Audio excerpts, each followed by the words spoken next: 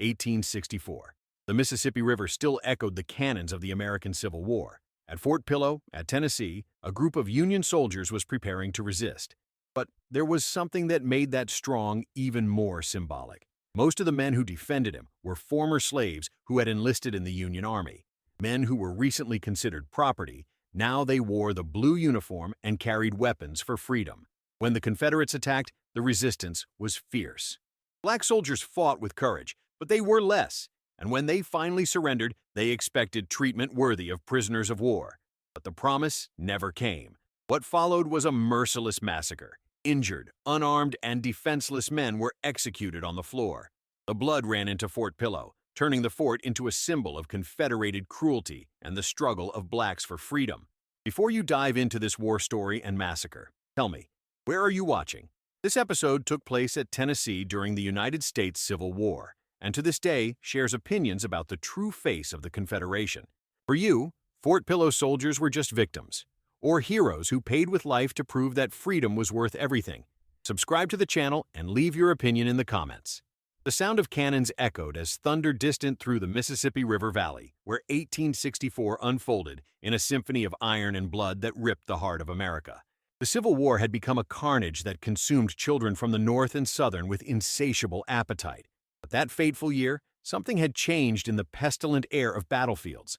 The conflict that had begun as a political dispute over states and rights had metamorphosed on something much deeper and more visceral, a war for the nation's own soul. Each battle was a verse written with blood in the book of history, every death a sacrifice on the altar of irreconcilable ideologies that crashed into tectonic plates. Abraham Lincoln, with his railway determination, had transformed what was a war of preservation of the Union into a crusade by the release of 4 million souls chained. The Proclamation of Emancipation was not just a political document, it was a declaration of war against the very essence of the South Slavocrata, a deadly blow to the economic structure that supported the Confederation. In the muddy trenches and makeshift camps, soldiers on both sides faced not only the enemy, but the brutal reality of which they were fighting for completely opposed visions of civilization. The North marched under the flag of universal freedom, while the South defended tooth and teeth a way of life built on human suffering. The battlefields became macabre laboratories where modern military technology found Napoleonic tactics, resulting in massacres that reaped thousands in a matter of hours. Gettysburg, Antietam, Bull Run, names that were recorded in American collective memory as permanent scars, eternal reminders of the price paid for freedom. But 1864 brought a change that sent shockwaves through the Confederate rows. Former slaves now wore the blue of the Union, wielded musks, and marched to the battle against their ancient oppressors. It was a reversal of the natural order that terrorized the South more than any cannon or military strategy.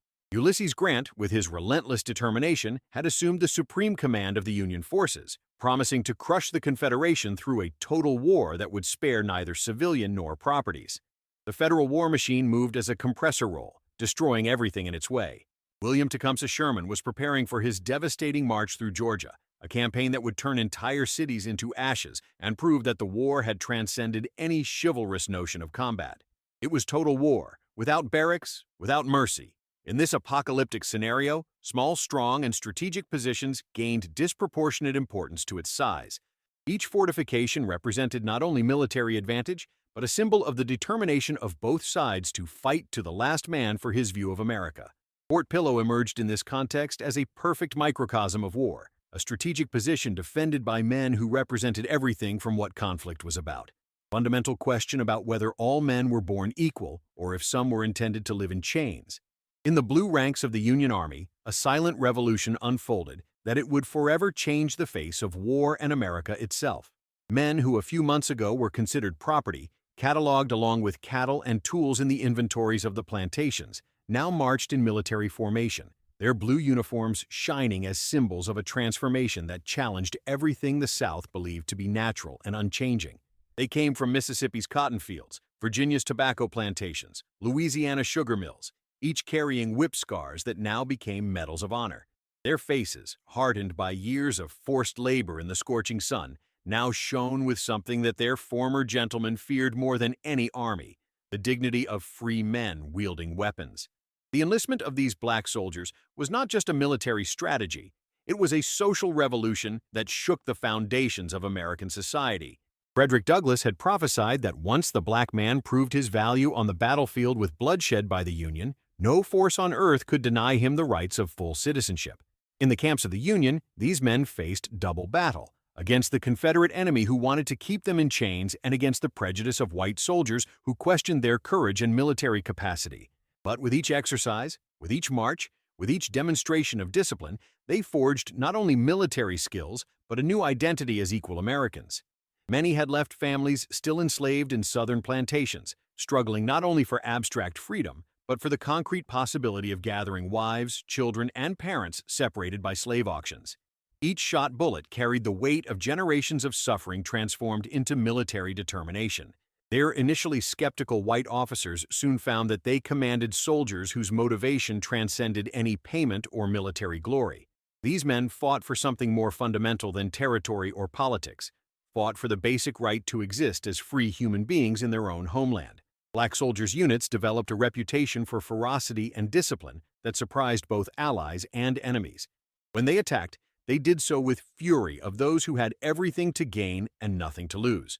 When they defended positions, they kept firm, knowing that capture meant death or return to slavery.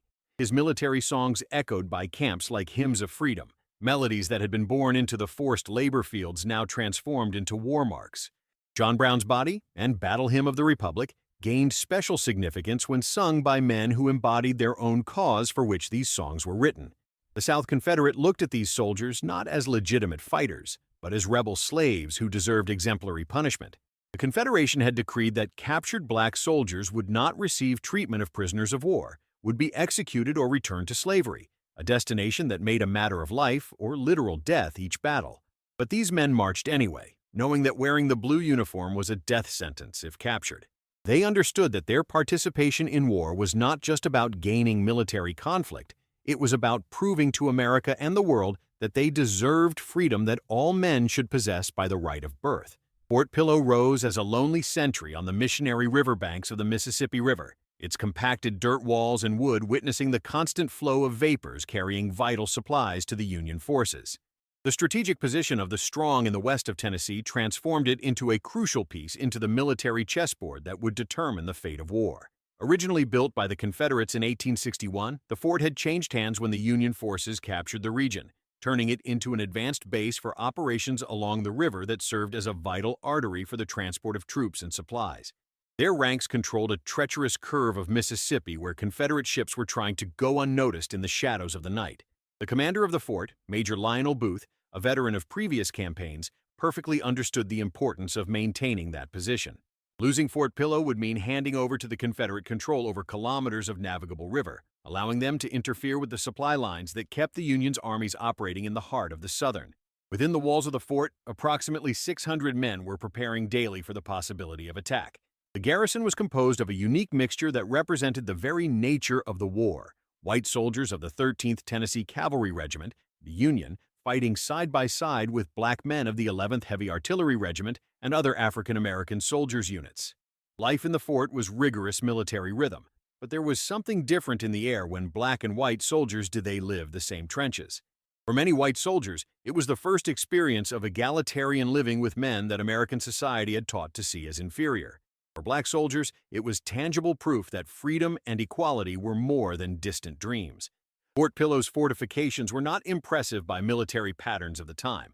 Dirt walls about 2 meters high, defensive pity, and some artillery positions. But its high position on the river provided significant tactical advantage against terrestrial attacks, while cannons could reach enemy vessels at a considerable distance. The Strong served as a powerful symbol of the new American reality that emerged from the conflict. See uniformed, armed, and disciplined black soldiers by setting up guard over American territory represented social revolution that reached the core of Confederate beliefs on racial hierarchy and natural order of society.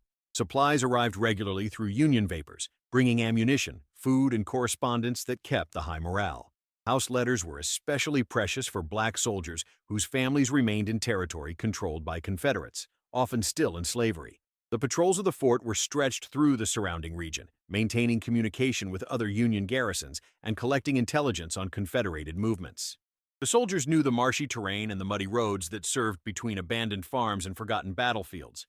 During the long sentry shifts, the men watched the river slowly south, carrying branches and war debris that had transformed the American landscape into gigantic cemetery. They knew that somewhere below, Confederate forces planned to resume lost territory and restore ancient order that the war had shaken. But Fort Pillow remained firm, his defenders determined to maintain a position not only by military advantage, but for what he represented, living proof that men of all races could fight together for freedom and that America emerging from war would be different, better, more faithful to ideals proclaimed in the Declaration of Independence. The dawn of April 12, 1864 brought dense mist that was raised from the barrenities of Mississippi, hiding in the shadows a Confederate force that moved deadly precision toward Fort Pillow. Nathan Bedford Forrest, the Confederate general whose reputation of brutality preceded him as a death omen, had gathered approximately 2,500 men to an operation that transcended conventional military objectives. Forrest was not a common commander. He was a born predator who had transformed war into dark art of total destruction. His methods did not follow traditional military codes of honor, but brutal efficacy that terrorized enemies and allies equally. For him, Fort Pillow represented more than strategic position.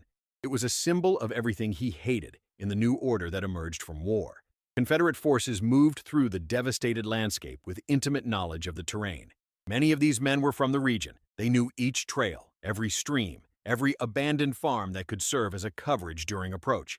They advanced like wolves in a coordinated hunt, surrounding the fort in deadly silence. The morning mist provided perfect camouflage for positioning the Confederate troops. Forrest divided his forces into 3 columns that would simultaneously attack different directions, preventing any attempted escape or relief request. It was strategy tested in previous battles, refined through years of war that had hardened these men beyond any compassion. Within Fort Pillow, the sentries began to notice suspicious movement between the distant trees. Reports reached the officers about Confederate knights being sighted on the approach roads, but there was still no confirmation of the real scale of the threat that materialized in the shadows. Major Booth, commander of the garrison, ordered general alert when it was clear that it was not a recognition patrol but significant attack force. Defenders ran to defensive positions, carrying ammunition and checking equipment while trying to evaluate attackers' number and intentions through persistent mist. The first contact came through Confederate fasteners positioned in high positions around the fort. Balls zooey through the morning air, forcing defenders to house as they tried to locate the source of the shots. It was prelude, calculated to test reactions and identify weaknesses in the defenses. Forrest commanded operation with surgeon coldness, observing defenders' reactions as their forces were positioned to the main southern. He had studied plans from the fort and knew exactly where to attack to maximize damage and minimize resistance. Each movement was calculated, each order given accurately that it admitted no hesitation. The Confederate artillery opened fire, projectiles exploding against Fort Pillow dirt walls in a dam that made soil shake under the feet of the defenders. Union cannons responded, but soon it was evident that strikers surpassed defenders both in number and advantageous tactical positioning. Confederate soldiers advanced in coordinated waves, using natural coverage and projectile craters to approach the walls of the fort. His shouts of war echoed through the valley as hungry pack, creating an atmosphere of psychological terror that Forrest cultivated as an additional weapon in his arsenal. Major Booth was hit by a Confederated scout during the first few hours of the attack, leaving command in the hands of less experienced subordinate officers. Death of the original commander disrupted defense and allowed Confederated forces to push advantage with renewed aggressiveness. The siege was squeezed as a loop around Fort Pillow's neck, while Forrest watched through military binoculars, calculating exact moment to unleash final blow that would turn that military operation into something much darker than simple strategic position capture. The sound of the combat was echoed by Fort Pillow's wretched walls as funeral drums, each explosion and gust of fire marking the final moments of a battle that had become imminent massacre. The ammunition of the defenders was scarce rapidly, and the overwhelming numerical superiority of Confederate forces made it evident that prolonged resistance would be suicidal. Major William Bradford, who had taken command after Booth's death, faced an impossible decision to define hundreds of men under his responsibility. Through the acre smoke that covered the fort, he could see Confederate soldiers positioned in all possible exits, turning Fort Pillow into the deadly trap of which there was no escape. Union soldiers, especially black regiments, understood perfectly that surrender would not guarantee conventional treatment of prisoners of war. Confederate policies explicitly stated that captured black soldiers would face execution or forced return to slavery. It was knowledge that weighed as a melted lead in the stomach of every man who was still breathing inside those walls. Bradford decided to try negotiating, sending white flag through the enemy lines in the hope that Forrest would accept honorable surrender that would preserve lives from his men. It was a desperate bet based on traditional military codes that still ruled war between civilized nations, but were tragically inadequate to brutal reality of that conflict. Forrest received Union emissaries with surface courtesy that hid much darker intentions. His words were carefully chosen to give impression that surrender soldiers would receive appropriate treatment according to war conventions. But veterans among his troops knew that the Confederate general had very different plans to the fate of the defenders. During tense negotiations, Forrest granted a brief truce that allowed the evacuation of civilian women and children who had taken refuge in Fort. It was a gesture calculated to create honorable military conduct, establishing witnesses who could later attest that Confederate had followed appropriate protocols before it would follow. Bradford, pressured by the impossibility of defending a position against overwhelming odds, finally agreed with unconditional surrender. Union soldiers began to testify weapons, organizing in row as prisoners of war according to established military protocols. White flags, shaped strongly destroyed, a universally recognized signal of ceasefire. Union black soldiers looked at each other with a mixture of relief and apprehension as they handed muskets and ammunition to the victorious Confederate. Some whispered prayers, some silent farewells, all intuiting what fate awaited them could be much worse than honorable death in combat. Forrest watched the scene with impassive expression, but veterans who served under their command for years recognized subtle signs that indicated that General was far from satisfied with simple capture of the position. There was something in his eyes that promised additional violence, a reckoning that transcended conventional military goals. Formal surrender was accepted with all appropriate rituals, confederated by taking control of the fort while prisoners of the Union were organized into groups for processing. Atmosphere seemed almost civilized, really respectful, creating false sense of security between defeated defenders who believed they survived the worst. But more experienced Confederate soldiers noticed subtle preparations being made, ordered orders among officers, positions that made no sense to simple prisoners' custody. Storm was forming, and when he finally exploded, he would turn Fort Pillow from a military battle place into a lasting symbol of human brutality into his purest state. The silence that followed the surrender lasted only moments before being shattered by shouts that jerked the blood of any soul still able to feel horror at human cruelty. What began as ordained military surrender has quickly turned into an orgy of violence that would forever stain the memory of Fort Pillow with innocent blood spilled to cold-blooded.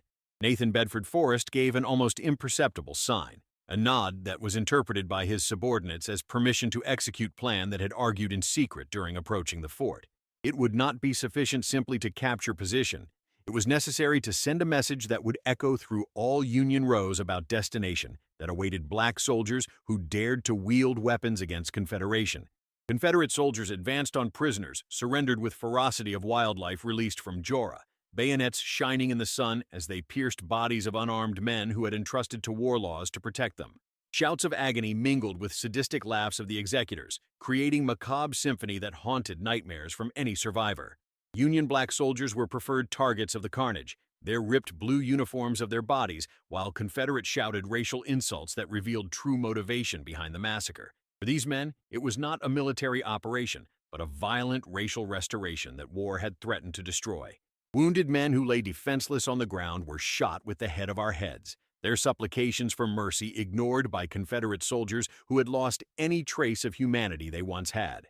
Blood spread across the earth like red paint, creating puddles that reflected blue sky in obscene contrast with terrestrial horror. Desperate attempts at escape were cut through the root through accurate shots that overthrew men like animals in hunting. Those who tried to hide in the fort buildings were dragged out and publicly executed, their bodies left as warnings for anyone who questioned Southern white supremacy. Some white Union soldiers were spared, but forced to witness execution of black companions, psychological trauma calculated to break morale from any mixed unit that dared to form in the future. It was terror as a weapon of war, systematic brutality projected to discourage black enlistment in the forces of the Union.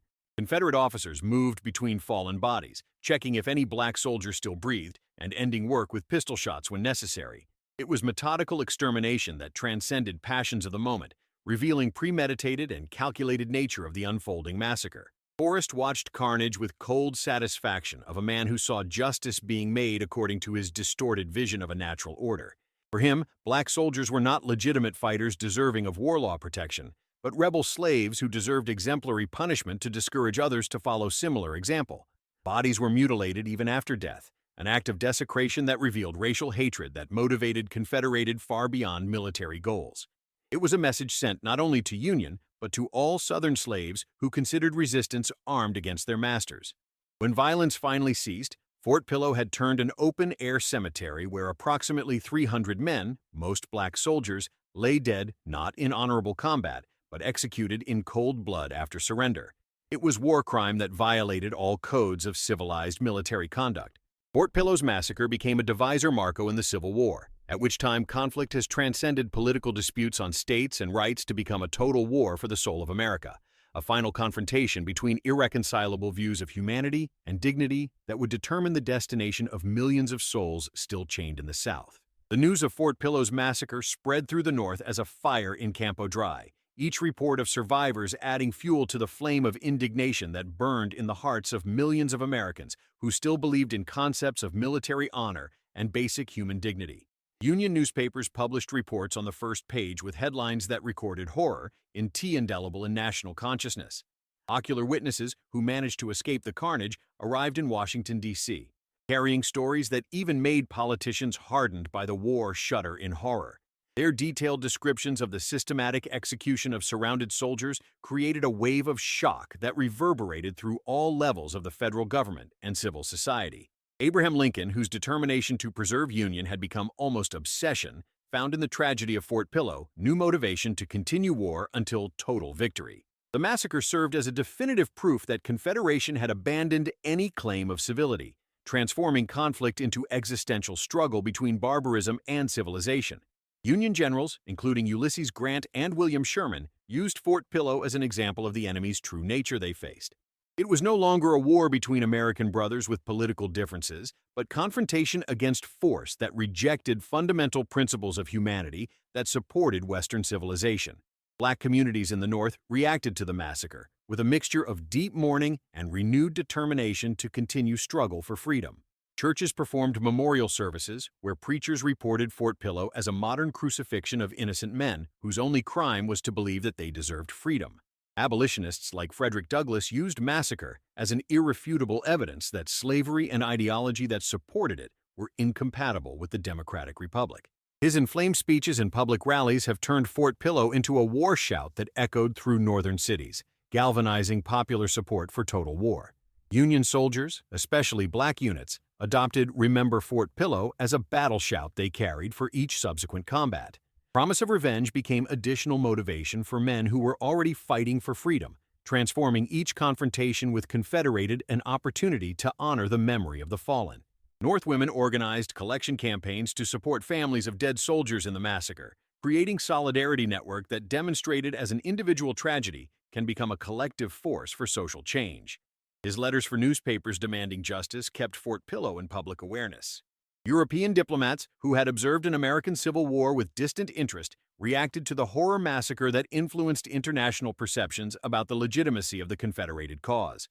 Fort Pillow became a symbol of American barbarism that launched the United States' reputation on the world scenario. Congress official investigations documented atrocities committed in Fort Pillow with meticulous details that preserved historical testimony for future generations. Parliamentary reports have transformed massacre into a matter of national justice that transcended party policy. The national shock caused by Fort Pillow marked the point of inflection in the public opinion of the North, eliminating any residual sympathy by Confederation that could have existed between moderates. Massacre proved that there was no possible middle ground between freedom and slavery, between civilization and barbarism. Fort Pillow became a catalyst who accelerated the end of the war, providing the North with additional moral motivation necessary to support human and economic costs of military campaign that would eventually crush Confederation and free 4 million Americans enslaved in the South. Fort Pillow massacre echoes have reverberated over the following decades as a permanent memory of what price of freedom is sometimes paid not on the honorable battlefield, but at the altar of sacrifice where innocent men shed blood so that others can live free. The destroyed strong became a lasting symbol of both human cruelty and the courage of those who chose to fight, even though he knew that capture meant certain death. Historians debated for generations if Fort Pillow represented anomaly in the conduct of Confederate war or revelation of the true nature of movement that struggled to preserve slavery. Documentary evidence and survivor testimonies created academic consensus that massacre was a deliberate act of racial terror projected to discourage black enlistment in the forces of the Union. Memorials erected at the scene of the Fort Massacrado paid tribute not only to the 300 men who died on that terrible day, but to all black soldiers who risked everything for freedom during a civil war. Their names, recorded in black marble, serve as a permanent memory that American democracy was baptized in the blood of those who had rejected as citizens. Veteran survivors of the massacre carried psychological trauma for the rest of their lives, many never managing to forget screams of companions executed in cold blood after honorable surrender. His testimonies, preserved in written interviews and memories, constitute an invaluable historical archive about the nature of the racial war that defined American conflict. Afro-American communities adopted Fort Pillow as a symbol of resistance and sacrifice, incorporating massacre into oral traditions that went from generation to generation history of men who preferred to die free to live as slaves. Spiritual songs and popular ballads preserved falling memory in American popular culture. Nathan Bedford Forrest, architect of the massacre, became a controversial figure whose legacy continues to divide Americans more than a century after his death. While some defend their military skills, others see in it symbol of violent white supremacy that Fort Pillow represented in its purest and destructive form. Fort Pillow's impact on Union's black soldiers' morale was paradoxical. As a massacre initially terrified some, eventually galvanized collective determination to fight even more fiercely against Confederation. "Remember Fort Pillow" became a cry of war that inspired courage in the face of impossible odds. Fort Pillow lessons influenced the development of humanitarian international law and Geneva Conventions, who govern prisoners of war prisoners. American Massacre served as a historical example of why legal protections for captured combatants are essential to maintain war within the boundaries of civility. Modern educators use Fort Pillow as a case study of intersection between war, race, and morality in American history. Massacre offers lens through which students can examine moral complexities of conflict that has defined national character of the United States. Fort Pillow's legacy extends far beyond Civil War, influencing 20th century civil rights movements and serving as a memory that social progress often requires supreme sacrifice of those willing to pay definitive price for justice. Fort Pillow remains a dark lighthouse in American history, illuminating both the depths of human cruelty and the heights of moral courage. The massacre became an inflection point that redefined nature of the Civil War, proving that conflict had transcended political disputes to become existential confrontation between two irreconcilable visions of humanity. Soldiers who died in Fort Pillow were not only victims of war, but major cause martyrs than their own lives. Generations of Americans grew up listening to history of Fort Pillow as a reminder that democracy is fragile and should be constantly defended against forces that seek to deny fundamental human dignity. Massacre serves as an eternal warning that civilization can crumble quickly when hatred and prejudice replace compassion and justice. Contemporary researchers continue to discover new documents and evidence about Fort Pillow, each discovery by adding layers of understanding about an event that shaped American racial consciousness. Personal letters, military diaries, and official reports paint an increasingly complete frame of the tragedy and its lasting impact. Fort Pillow's place today is a state park, where visitors can walk through the same fields where courageous soldiers have made a last sacrifice for freedom.